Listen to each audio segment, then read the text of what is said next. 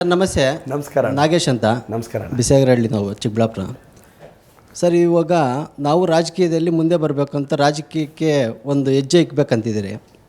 ಈ ಪ್ರತಾಪ್ ಸಿಂಹ ಇವರೆಲ್ಲ ಮಾತಾಡೋದು ನೋಡಿದ್ರೆ ಅಮ್ಮ, ಅಕ್ಕ, ಅಮ್ಮ ಇದೆಲ್ಲ ಸಂಸ್ಕೃತಿ ಇದ್ದಾರಲ್ಲ, ನಮಗೆ ಬೇಜಾರಾಗ್ತಾಯಿದೆ. ಈ ರಾಜಕಾರಣ ನಮಗೆ ಬೇಕಾ? ನಾವು ಹಿಂದೆ ಸರಿಬೇಕಾ? ಇದೊಂದು ಕ್ವಶನ್ನು.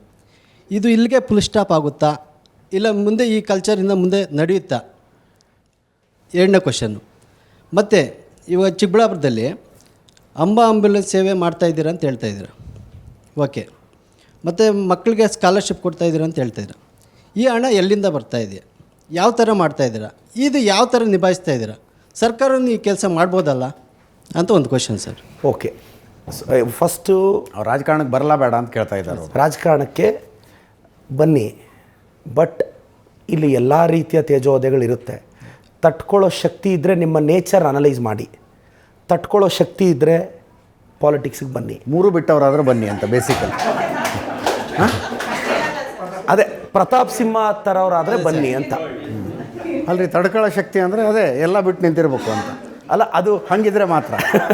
ಅಲ್ಲ, ಅದು ಓಕೆ. ಆದರೆ ನೀವು ಕರೆಕ್ಟ್, ನಾನು ಹೇಳಿದ್ದನ್ನು ನೀವು ಸ್ವಲ್ಪ ಎಲಾಬ್ರೇಟಾಗಿ ಹೇಳಿದ್ದೀರ. ಎಲಾಬ್ರೇಟ್ ಅಲ್ಲ, ಟು ದ ಪಾಯಿಂಟ್ ಹೇಳಿದ್ದೀನಿ ನಾನು. ಟು ದ ಪಾಯಿಂಟ್ ಹೇಳಿದ್ದೀನಿ. ಓಕೆ. ಸಾಮಾಜಿಕ ಕೆಲಸ ಮಾಡ್ತೀರಿ, ದುಡ್ಡು ಎಲ್ಲಿಂದ ತರ್ತೀರಿ ಅಂತ ಕೇಳಿದ್ರು. ಅಮ್ಮ ಆ್ಯಂಬುಲೆನ್ಸ್ಗೆ 15 ಲಕ್ಷ ಖರ್ಚು ಮಾಡ್ತೀನಿ ತಿಂಗಳಿಗೆ. ನಾನು ಪರಿಶ್ರಮ MD ಆಗಿ ನನ್ನ ಸ್ಯಾಲರಿ 10 lakhs. ನಂದು 100-150 ಕೋಟಿ ಟರ್ನ್ ಓವರ್ ಇರೋ ಸಂಸ್ಥೆ. ಮತ್ತು ನಂದೊಂದು ಟ್ರಸ್ಟ್ ಇದೆ. ಆ ಟ್ರಸ್ಟ್ಗೂ ನಾನು 8-10 ಕೋಟಿ ಫೀಸ್ ಕಲೆಕ್ಟ್ ಮಾಡ್ತೀನಿ. ಅಂದರೆ ಡೊನೇಷನ್ ಅಂದರೆ ಹಿಂಗೆಲ್ಲ ಸರಿ. ಏನಾಗುತ್ತೆ, ಫಾರ್ PUCಗೆ ನಾವು 40,000 to 50,000 ಫೀಸ್ ತೊಗೋಬೋದು. ಆ ಟ್ರಸ್ಟ್ ಆಬ್ಜೆಕ್ಟಿವ್ಸಲ್ಲಿ ನಾವು ಬರೆದಿರ್ತೀವಿ, ನಾವು ಇದನ್ನು ಎಕ್ಸ್ಟ್ರಾ ದುಡ್ಡನ್ನ ನಾವು ಸಾಮಾಜಿಕ ಇದಕ್ಕೂ ಬಳಸ್ತೀವಿ ಅಂತ. ಸೊ ನನ್ನ ಸ್ಯಾಲ್ರಿ ಇದೆ.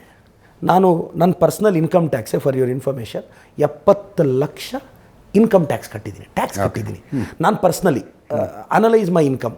ನಾನು ಪರ್ಸ್ನಲ್ ಕ್ಲೈಮ್ ಮಾಡ್ಕೊಂಡಿರೋದು ರೀಸೆಂಟಾಗಿ ಲೋಕಾಯುಕ್ತಕ್ಕೆ ಫೈಲ್ ಮಾಡಿದೆ. 70 ಲಕ್ಷ ನಾನು ಇಂಡಿವಿಜುವಲ್ ಟ್ಯಾಕ್ಸ್ ಫೈಲ್ ಮಾಡಿದ್ದೀನಿ. ಇನ್ನು ಕಂಪ್ನಿಗೆ ನಾನು 8-10 ಕೋಟಿ ಮೇಲೆ ಇನ್ಕಮ್ ಟ್ಯಾಕ್ಸ್ ಕಟ್ತೀನಿ, 15-20 ಕೋಟಿ GST ಕಟ್ತೀನಿ. ಇದು ಒಂದು ಪಾರ್ಟು. ನನ್ನ ಸ್ಯಾಲ್ರಿನ ಮತ್ತು ನನ್ನ MLA ಸ್ಯಾಲ್ರಿನ, ಈ ಟ್ರಸ್ಟ್ನ ಎಲ್ಲ ಸೇರಿಸಿ ಅಮ್ಮ ಆ್ಯಂಬುಲೆನ್ಸ್ಗೆ ಖರ್ಚು ಮಾಡ್ತೀನಿ. 20 ಜನ ಡ್ರೈವರ್ಸ್ಗೆ ಸ್ಯಾಲ್ರಿ, 10 ಆ್ಯಂಬುಲೆನ್ಸ್ ನಂದೆ, ಡೀಸೆಲ್ ನಂದೆ. ಅದಕ್ಕೆ ಆ್ಯಾವ್ರೇಜ್ 15 ಲಕ್ಷ ಖರ್ಚು ಮಾಡ್ತಿದ್ದೀನಿ. ಇನ್ನು 8-10 ಸಾವಿರ ಮಕ್ಕಳಿಗೆ ಸ್ಕಾಲರ್ಶಿಪ್ ಕೊಡ್ತಾ ಇದ್ದೀನಿ.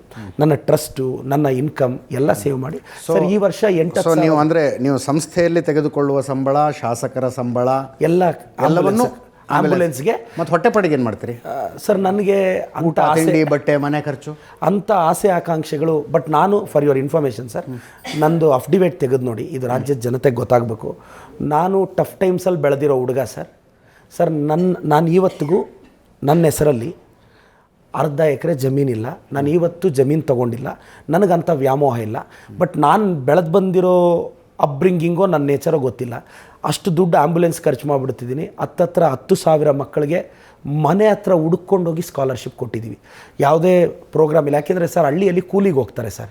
ಈ ಸ್ಕಾಲರ್ಶಿಪ್ನ ನಾನು ಕೊಡೋ 1,000 ರೂಪಾಯಿ ಸ್ಕಾಲರ್ಶಿಪ್ನ ನೀವು ಬನ್ನಿ ಅಂದರೆ ಅಪ್ಪ ಅಮ್ಮ ಒಂದು ದಿನ ಕೂಲಿ ಬಿಟ್ಟು ಚಿಕ್ಕಬಳ್ಳಾಪುರಕ್ಕೆ ಬಂದು ನಮ್ಮ ಬೋರಿಂಗ್ ಸ್ಪೀಚ್ಗಳು ಕೇಳಿ 4 ಗಂಟೆಗೆ ಇಸ್ಕೊಂಡು ಹೋಗಬೇಕು.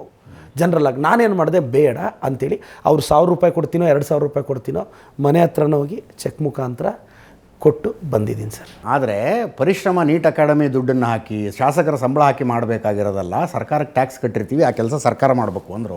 Yes sir. ಆದರೆ ಏನಾಗುತ್ತೆ ಸರ್, ಲಾಜಿಸ್ಟಿಕ್ಸ್ ಸಮಸ್ಯೆ ಹೇಳ್ತೀನಿ. ಈಗ ನನ್ನ ಕ್ಷೇತ್ರಕ್ಕೆ ಒಂದು ಆ್ಯಂಬುಲೆನ್ಸ್ ಇದೆ ಸರ್. ಒಂದು ಸಲ ಅದು ಬೆಂಗಳೂರಿಗೆ ಬಂದುಬಿಟ್ರೆ sir, with all pain I am telling you, ನನ್ನ ತಾಯಿಯ ಬಗ್ಗೆ ಚರ್ಚೆ ಬಂದಿದ್ದಕ್ಕೆ ಈ ವಿಚಾರ ಮಾತಾಡ್ತಿದ್ದೀನಿ ಸರ್. ನಾನು ತಂದೆ ತಾಯಿನ ಗೌರವಿಸಿದಷ್ಟು ನಾನೇನಾದರೂ ನನಗೆ ಒಳ್ಳೆಯದಾಗಿದೆ ಅಂದರೆ ಬಿಕಾಸ್ ನಮ್ಮ ಅಪ್ಪ ಅಮ್ಮ ಮಾಡಿರೋ ಒಳ್ಳೆತನ.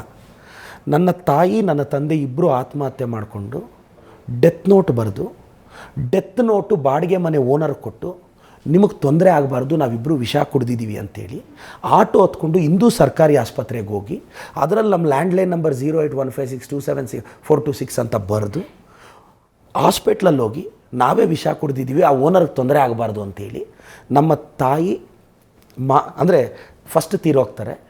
ನನ್ನ ತಂದೆ 4 ನಿಮಿಷ ಆದಮೇಲೆ ತೀರೋಗ್ತಾರೆ. ಆವತ್ತು ಇನ್ನು ಸ್ವಲ್ಪ ಬೇಗ ಆಸ್ಪತ್ರೆಗೆ ತಲುಪಿದ್ದಿದ್ರೆ ಡಾಕ್ಟರ್ ರೆಸ್ಪಾಂಡ್ ಮಾಡಿದ್ದಿದ್ರೆ ಅಂತಿತ್ತು. ಈ ಎಮೋಷ್ನಲ್ ಫ್ಯಾಕ್ಟರ್ಸ್ಗೆ ಅಮ್ಮ ಆ್ಯಂಬುಲೆನ್ಸ್ ಸ್ಟಾರ್ಟ್ ಮಾಡಿದೆ. ಸರ್ ನಾನು ಪಾಪ್ಯುಲಾರಿಟಿಗಾದರೆ ಒಂದು ಆ್ಯಂಬುಲೆನ್ಸ್ ಸಾಕಾಗಿತ್ತು, 10 ambulance, 20 drivers, telecall centre, day ಶಿಫ್ಟಲ್ಲಿಬ್ಬರು, ನೈಟ್ ಶಿಫ್ಟಲ್ಲಿಬ್ಬರು, ಆ 20 ಜನಕ್ಕೆ ಊಟ, ತಿಂಡಿ, salary.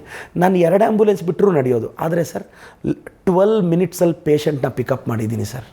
Sir more than 12 minutes ಆದರೆ ಆವತ್ತು ನಾನು I will think why the delayed, ಎಂಥ ಮೆಕ್ಯಾನಿಸಮ್ನ ಎಸ್ಟಾಬ್ಲಿಷ್ ಮಾಡಿದ್ದೀನಿ ಸರ್. ಸರ್ಕಾರ ಯಾಕೆ ಮಾಡೋಕ್ಕಾಗ್ತಿಲ್ಲ? ಬಟ್ ಇಷ್ಟು ಅಮೌಂಟು ಒಂದು ಕ್ಷೇತ್ರಕ್ಕೆ 10 ಆ್ಯಂಬುಲೆನ್ಸ್ ಬಿಡೋ ಅಷ್ಟು ದುಡ್ಡಿಲ್ವಾ?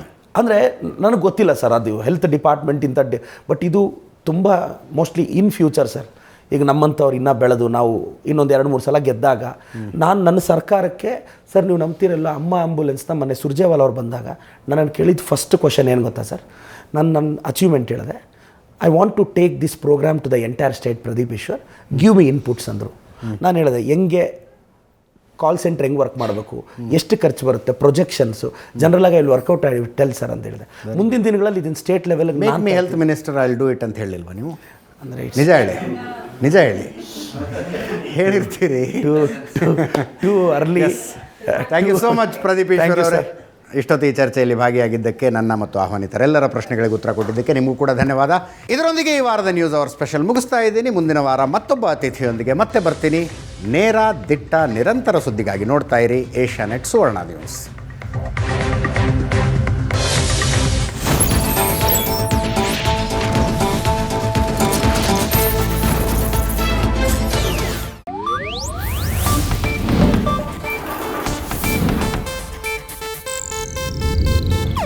ಇದು ಏಷ್ಯಾನೆಟ್ ನ್ಯೂಸ್ ನೆಟ್ವರ್ಕ್ ಪ್ರಸ್ತುತಿ.